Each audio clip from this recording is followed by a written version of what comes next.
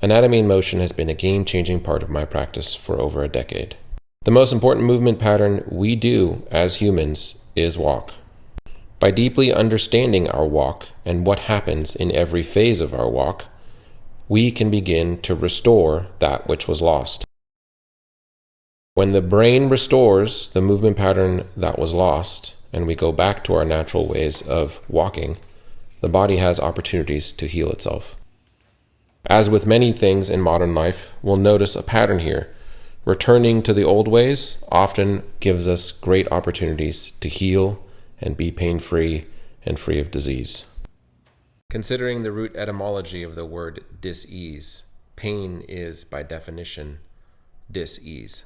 We live in an incredible time in human history where we have access to the best and brightest minds by virtue of things like the internet. I, for one, am incredibly grateful to have been able to study under Gary Ward, the creator of the technique and creator of the flow motion model.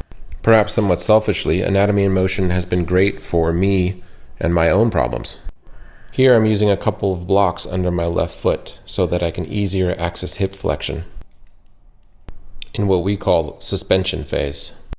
As you may be able to tell from the video, my spine doesn't left laterally flex or side bend to the left very well, which I'm trying to restore by incorporating various pieces of this phase. Fundamentally, this movement-based technique is so powerful because of the changes it makes to your cerebellum, the part of your brain that is responsible for movement, balance, posture, and coordination.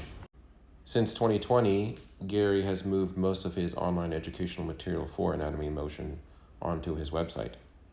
His website has lots of resources and can be found at findingcenter.co.uk. Center spelled in the crazy British way, of course.